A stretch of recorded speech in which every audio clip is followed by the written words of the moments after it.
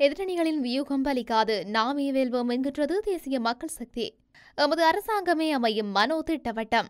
ரணிலின் திட்டத்தையே அனுர நடைமுறைப்படுத்துகின்றார் முன்னாள் அமைச்சர் தகவல். தேர்தல் தொடர்பில் சுமந்திரன் விடுத்துள்ள கோரிக்கை. யுஎன்பி எஸ்ஏபி இணைகிறதா வெளியான புதிய தகவல்.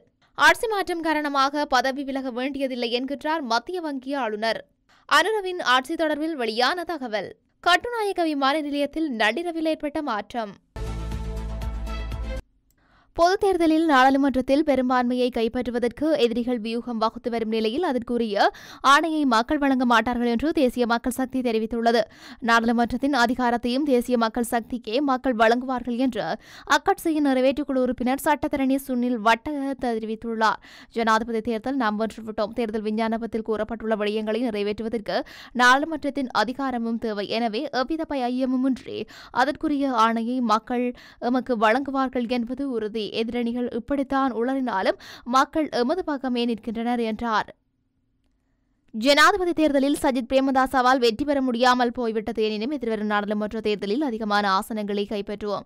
ஐக்கிய மக்கள் கூட்டணியின் ஆட்சியை நிறைவேற்றிய தீர்வோம் என முன்னாள் நாடாளுமன்ற உறுப்பினரான மனோ கணேசன் தெரிவித்துள்ளார். ஐக்கிய மக்கள் சக்தியின் உள்ளக மாற்றங்களை செய்து கொண்டதன் பின்னர் நாடாளுமன்ற தேர்தல் தொடர்பில் கூட்டணியாக கலந்துரையாடுவோம். நாங்கள் தனி கட்சி தமிழ் முற்போக்கு கூட்டணி என்ற அடிப்படையில் இம்முறை மேல் சப்ரகமுவ மத்திய ஊவா தென் மாகாணங்களின் எங்களின் ஆதரவாளர்கள் வாக்குகளை பெற்றுக் கொடுக்கின்றார்கள். எங்கள் மக்கள் எங்களின் நிலைப்பாட்டை ஏற்று நடந்திருக்கின்றார்கள். அது ஐக்கிய மக்கள் சக்தியின் தலைவர் சஜித் பிரேமதாசவுக்கு தெரியும். எங்கிருந்தாலும் நாங்கள் நிலைத்திருப்போம் என்றும் ஐக்கிய மக்கள் கூட்டணியில் அங்கம் வகிக்கின்றோம். தொடர்ந்தும் அங்கம் வகிப்பும் விருப்பத்துடனேயே இருக்கின்றோம். அதற்கான அடிப்படையை ஏற்படுத்தி கொடுக்க வேண்டும் என்றார். உரமானியம் அதிகரிப்பு உட்பட பல அரசாங்க முயற்சிகள் மீள ஆரம்பிக்கப்பட்டுள்ளமை வரவேற்கத்தக்கது என முன்னாள் மின்சக்தி மற்றும் எரிசக்தி அமைச்சர் காஞ்சன விஜயசேகர தெரிவித்துள்ளார். ஆரம்பத்தில் முன்னாள் ஜனாதிபதி ரணில் விக்ரமசிங்கவின் அரசாங்கத்தினால் நிதியளிக்கப்பட்ட இந்த திட்டம் ஜனாதிபதி தேர்தலின் போது தேர்தலில் ஆணைக்குழுவினால் இடைநிறுத்தப்பட்டதாக விஜயசேகர தெரிவித்துள்ளார். புத்துயிர் பெற்ற கொள்கைகளில் உரமானியத்தை 15,000 ரூபாயிலிருந்து 25,000 ரூபாயாக அதிகரிப்பது மற்றும் மீனவர்களுக்கு எரிபொருள் மானியத்தை அறிமுகப்படுத்துவது ஆகியவை அடங்கும் என ஜனாதிபதி அனுர திசாநாயக்கவின் கீழ் இந்த திட்டங்கள் தற்போது மீண்டும் ஆரம்பிக்கப்பட்டுள்ளதாகவும் விஜயசேகர தெரிவித்துள்ளார். நாட்டில் ஏற்பட்ட மாற்றம் தமது பிரதேசங்களிலும் ஏற்பட வேண்டும் என விரும்பும் தமிழ் மக்களின் அபிலாஷைகளுக்கு அமைய எதிர்வரும் பொதுத் தேர்தலில் நிரந்தர அரசியல்வாதிகளை நீக்கி ஆற்றல் மிக்க புதிய முகங்கள் தமிழரசு கட்சியின் சார்பில் களமிறக்கப்பட வேண்டும் என அக்கட்சியின் முன்னாள் நாடாளுமன்ற உறுப்பினர் எம். ஏ. சுமந்திரன் தெரிவித்துள்ளார். ஜனாதிபதி அனுரகுமார் திசாநாயக்கவினால் கடந்த செவ்வாய்க்கிழமை 24ஆம் தேதி நள்ளிரவுடன் நாடாளுமன்றம் கலைக்கப்பட்டதுடன் எதிர்வரும் நவம்பர் மாதம் 14ஆம் தேதி பொதுத் தேர்தல் நடைபெறும் என அறிவிக்கப்பட்டிருந்தது. அதனையடுத்து சகல அரசியல் கட்சிகளும் இம்முறை பொதுத் தேர்தலுக்கு முகம் கொடுப்பதற்கான வியூகங்களை அமைத்து வருகின்றன. இந்த நிலையில் இலங்கை தமிழரசு கட்சி இப்போது தேர்தலை அணுகவிருக்கும் விதம் குறித்து கருத்து வெளியிட்டுள்ள சுமந்திரன் மேலும் கூறியதாவது: எதிர்வரும் பொதுத் தேர்தலில் தமிழரசு கட்சி போட்டியிடும் போது நாடளாவிய ரீதியில் நிகழ்ந்து வரும் மாற்றங்கள் எமது பிரதேசங்களில் நிகழுமா என்ற கேள்வி பலரால் முன்வைக்கப்படுகின்றது. குறிப்பாக நிரந்தர அரசியல்வாதிகளை நீக்கி இளையவர்கள், பெண்கள், ஆற்றலுடையவர்கள், அனுபவசாலிகள் என பொருத்தமான தரப்பினரை அரசியல் கட்சிகள் முன்னிறுத்துமா என்ற அங்கலாய்ப்பு நம் மக்கள் மத்தியில் உள்ளது. அதனை புரிந்து கொண்டு இம்முறை பொதுத் தேர்தலில் ஆற்றல் மிக்க புதிய முகங்களை களமிறக்க வேண்டும் என்பதே என்னுடைய தனிப்பட்ட நிலைப்பாடாகும். எமது கட்சி உறுப்பினர்கள் பலரும் அத்தகைய நிலைப்பாட்டை கொண்டிருக்கின்றார்கள். அதற்கமைய கட்சியின் மத்திய செயற்குழுவே இதுகுறித்து தீர்மானிக்கும். இருப்பினும் அந்த தீர்மானம் மக்களின் விருப்பத்தை பிரதிபலிக்கும் வகையில் அமைய வேண்டும் என தெரிவித்துள்ளார். வரலாற்றிலேயே மிகப்பெரிய கூட்டணி அமைத்து நாடாளுமன்ற தேர்தலில் போட்டியிட எதிர்பார்க்கின்றோம். ஐக்கிய மக்கள் சக்தியுடனான கலந்துரையாடலும் சாதகமான நிலைக்கு வந்துள்ளது என ஐக்கிய தேசிய கட்சியின் முன்னாள் நாடாளுமன்ற உறுப்பினர் சமன் ரத்னபிரிய தெரிவித்துள்ளார். நாடாளுமன்ற தேர்தலுக்கு தற்போது அழைப்பு விடுக்கப்பட்டுள்ளது. தற்போதைய நிலையில் எதிர்க்கட்சியில் இருக்கும் அனைத்து கட்சிகளையும் இணைத்துக் கொண்டு தேர்தலுக்கு முகம் கொடுப்பதே எதிர்பார்க்கின்றோம். நாட்டு மக்களின் எதிர்பார்ப்பும் அவ்வாறு இருப்பதாகவே எமக்கு தோன்றுகின்றது. அவ்வாறான பரந்துபட்ட கூட்டணியை அமைக்குமாறே அனைவரும் வற்புறுத்தி வருகின்றனர். அதனால் இந்த கூட்டணியை அமைப்பதற்காக தற்போது ஐக்கிய மக்கள் சக்தியுடனான கலந்துரையாடலை ஆரம்பித்திருக்கின்றோம். அதேபோன்று ஒட்டு கட்சியின் பெரும்பான்மை பிரிவினர் ஸ்ரீலங்கா சுதந்திர கட்சி உறுப்பினர்களுடனும் கலந்துரையாடல் கலந்துரையாடல் இடம்பெற்று வருகின்றது. ஓரிரு தினங்களில் இந்த கலந்துரையாடல்களை முடிவுக்கு கொண்டுவர முடியுமாகும். அதனால் வரலாற்றில் பெரிய கூட்டணி அமைத்து இந்த நாடாளுமன்ற தேர்தலில் போட்டியிட முடியுமா என எதிர்பார்க்கின்றோம். பல்வேறு தரப்பினர்கள் கட்சிகளுடன் கலந்துரையாடி விடயங்களை ஐக்கிய தேசிய கட்சியின் தலைவர் ரணில் விக்ரமசிங்கவுடனும் நாங்கள் கலந்துரையாடினோம். ரணில் விக்ரமசிங்கவின் ஆலோசனையின் பிரகாரம் ஐக்கிய மக்கள் சக்தியுடன் 2 தினங்களுக்கு முன்னர் கலந்துரையாடினோம்.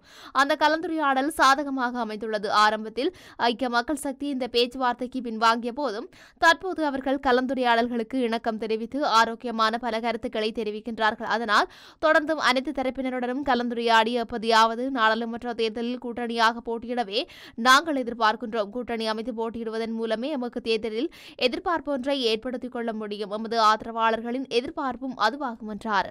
ஆட்சி மாற்றம் காரணமாக பதவி விலக வேண்டியதில்லை என மத்திய வங்கியின் ஆளுநர் கலாநிதி நந்தலால் வீரசேகர தெரிவித்துள்ளார். கொழும்பில் நடைபெற்ற செய்தியாளர் சந்திப்பில் அவர் இந்த விடயத்தை தெரிவித்துள்ளார். அரசாங்கம் ஒன்று மாறியதற்காக சுயாதீனமாக செயல்படும் மத்திய வங்கி ஆளுநரும் நிதிச்சபையும் மாற வேண்டியதில்லை என அவர் குறிப்பிட்டுள்ளார். நிதிச்சபையின் உறுப்பினர்களது தனிப்பட்ட தீர்மானங்களின் அடிப்படையில் பதவி விலகலாம் எனினும் பொதுவாக அவ்வாறு பதவி விலக வேண்டிய அவசியமில்லை என அவர் சுட்டிக்காட்டியுள்ளார். புதிய மத்திய வங்கி சட்டத்தின் கீழ் நிதிச்சபை மற்றும் ஆணையாளர் குறிப்பிட்ட காலத்திற்கு நியமிக்கப்பட்டுள்ளதாக தெரிவித்துள்ளார். பதவிக்காலத்தில் உச்ச அளவில் சேவையை வழங்கும் பொறுப்பு தமக்கு உண்டு என கலாநிதி நந்தலால் வீரசிங்க தெரிவித்துள்ளார். புதிய ஜனாதிபதி ஆட்சிக்கு வந்தடைந்ததைத் தொடர்ந்து நாட்டிலும் சர்வதேச ரீதியிலும் பாரிய ஆதரவு ஏற்பட்டுள்ளது. நாம் ஒரு இடதுசாரி என்ற வகையில் புதிய ஜனாதிபதியை வரவேற்கின்றோம். எம்மை பொறுத்தவரை இலங்கை உழைக்கின்ற மக்கள் 90% இருக்கின்றார்கள். வாக்கிய செலவு அதிகரித்து வருகின்றது. தற்போதைய ஜனாதிபதி மேக்சின் நிலைப்பாட்டில் பாரிய போராட்டங்களை முன்னெடுத்து வந்தவர். தற்போது அரசியல் ரீதியாக அவர் வெற்றி பெற்றிருக்கின்றார். நமது நாட்டில் 76 ஆண்டுகளாக பாரம்பரிய கட்சிகள் என்று சொல்லக்கூடிய ஐக்கிய தேசிய கட்சி, ஸ்ரீலங்கா சுதந்திர கட்சியில் உள்ளவர்கள்தான் ஜனாதிபதியாக வந்திருந்தார்கள். ஆனால் தற்போது புதிதாக ஒருவர் ஜனாதிபதியாக வந்திருக்கின்றார். எனவே அவர் முன்வைத்த தேர்தல் வாக்குறுதிகள் எவ்வாறு முன்வைத்தாரோ அதேபோல செயல்பட வேண்டும். பலர் தேர்தலுக்கு முன்னர் பல்வேறு விஞ்ஞாபனங்களை முன்வைப்பார்கள். ஆனால் அதிகாரத்துக்கு வந்த பின்னர் அவர்கள் செயல்படுவதில்லை. எனவே இவர் அவ்வாறு செய்ய மாட்டார். என்ன சொல்ல விடயங்களை செய்வார் என்பதை நான் நம்புகின்றேன். ரணில் சர்வதேச நாணய நிதியத்தின் நிலையில் நாட்டிலே மிகப்பெரிய கடன் சுமையை கொண்டு வந்தார். எனவே இந்த நிலையில் ஏழை குடும்பத்திலிருந்து வந்த அனுர நாட்டை மாற்ற வேண்டும் என நாம் எதிர்பார்க்கின்றோம் என தெரிவித்தார். கட்டுநாயக்க விமான நிலையத்தில் விசா பெற காத்திருக்கும் வரிசைகள் இல்லாமல் போயுள்ளதாக தெரிவிக்கப்பட்டுள்ளது. ஆன்லைன் விசா வழங்கும் பணி நேற்று நள்ளிரவு 12 மணி முதல் மீண்டும் ஆரம்பிக்கப்பட்ட நிலையில் இந்த மாற்றம் ஏற்பட்டுள்ளது. அண்மைய நாட்களாக இலங்கை வரும் வெளிநாட்டவர்கள் விமான நிலைய விசாவுக்காக நீண்ட வரிசையில் காத்திருக்க வேண்டிய நிலை ஏற்பட்டது. இதன் காரணமாக சுற்றுலா பயணிகள் நாட்டிற்கு வரும் பாரிய அளவில் குறைந்திருந்ததுடன் இலங்கையின் நடைமுறைகள் குறித்தும் குற்றம் சுமத்தப்பட்டிருந்தது. கட்டுநாயக்க சர்வதேச விமான நிலையத்திற்குள் அமைந்துள்ள குடிவரவு திணைக்கள வளாகத்தின் தற்போதைய நிலைமை குறித்து அதிகம் பேசப்பட்டு வருகின்றது. ஜனாதிபதி அனுரகுமார் திசாநாயக்க வழங்கிய உத்தரவுக்கு அமைய சர்ச்சைக்குரிய விசா வழங்கும் நடைமுறையில் மாற்றம் ஏற்பட்டிருந்தமை குறிப்பிடத்தக்கது.